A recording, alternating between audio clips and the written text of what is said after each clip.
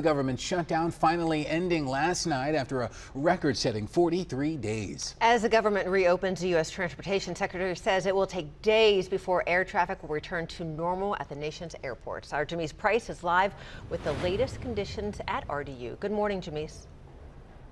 Good morning, Diane. Right now, things have been pretty calm here at RDU. A lot of folks walking to that security checkpoint just behind me here. They're pretty calm, not as anxious as we've seen over the last few days here, but there are still some people who are a little apprehensive, still concerned about all of this, and rightfully so, because those flight reductions still remain at 6%. The FAA issued an emergency order Wednesday evening, freezing flight reductions at its current level. The 6% reduction will remain in place until the FAA can determine when airlines and systems can safely and gradually return to normal operations. Now, the FAA called for the reduction to begin with to alleviate that strain on the 13,000 air traffic controllers who have not been paid since the shutdown started. Meanwhile, there's still delays and disruptions. According to the Flight Aware, there were 1,800 cancellations yesterday. This morning at RDU, 10 flights have been canceled. Now, we met Skip Webb. His flight was not canceled, but he's been watching his emails all week to make sure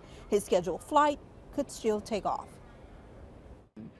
I kept watching as the airports went from 4% we're not going to fly, now 6% are not going to fly, and I kept saying I got one shot to get down there and back, and a lot of people are depending on me to be there.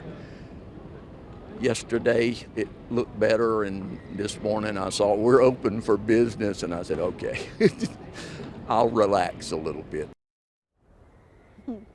And he's hoping things remain under control, and hopefully that is the case as we get closer to that holiday traffic. DOT believes that things will be back on track by the time holiday travel starts. Joel and Diane.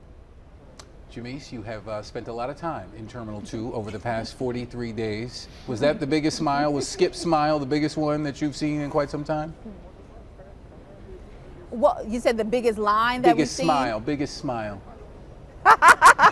Absolutely. A lot of folks are excited right now, hoping that things have really calmed down. They're feeling comfortable about traveling, but there's still a little apprehension, trying to make sure they're getting to the airport on time as well.